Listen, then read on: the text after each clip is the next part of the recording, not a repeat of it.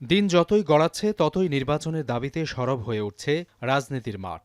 নানা কর্মসূচির মাধ্যমে ঐক্যবদ্ধ হওয়ার চেষ্টা করছে রাজনৈতিক দলগুলো। এরই অংশ হিসেবে দেশজুড়ে সমাবেশ করছে বিএনপি। কেন্দ্রীয় কর্মসূচির অংশ হিসেবে কয়েক জেলায় সমাবেশ করেছে দলটি। বুধবার দুপুরে খুলনা মহানগরীর শহীদ হাদিস পার্কে সমাবেশ করে বিএনপি। এতে ব্যানার ফেস্টুন সহ বিভিন্ন উপজেলা ও পৌর বিএনপির নেতাকর্মীরা অংশ নেন। সমাবেশে প্রধান অতিথির বক্তব্যে নির্বাচনের মাধ্যমে জনগণের প্রতিনিধির হাতে ক্ষমতা হস্তান্তরের আহ্বান জানান দলের স্থায়ী কমিটির সদস্য হাফিজ উদ্দিন আহমেদ। বাকি যেসব সংস্কার নির্বাচনে করা প্রয়োজন সেগুলো 2-3 মাসের মধ্যেই করা যায়। আর যে সকল দীর্ঘমেয়াদী মধ্যমেয়াদী সংস্কারের কথা তারা বলছেন, এই সব সংস্কার করার প্রকৃত অধিকার রয়েছে নির্বাচিত গণপ্রতিনিধিদের।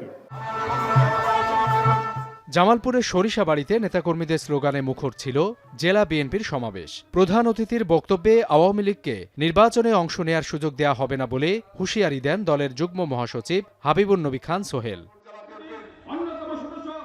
অন্যদিকে সিরাজগঞ্জের সমাবেশে উঠে আসে রাষ্ট্র সংস্কার ও পতিত স্বৈরাচার আওয়ামী লীগের বিচার প্রসঙ্গ। এ সময় দলের স্থায়ী কমিটির সদস্য নজরুল ইসলাম খান বলেন, দেশ থেকে ফ্যাসিবাদের পতন হলেও এখনও গণতন্ত্র প্রতিষ্ঠা হয়নি। এছাড়া লালমনিরহাটেও সমাবেশ করে দলটি। এর বাইরেও নানা কর্মসূচিতে অংশ নিয়ে দলের সিনিয়র নেতারা নির্বাচনের রোডম্যাপ ঘোষণার দাবিতে সরব হয়ে উঠেছেন। রমজান সামনে রেখে দ্রব্যমূল্য নিয়ন্ত্রণেরও দাবি জানান তারা। সাবিত সারওয়ার, এখন।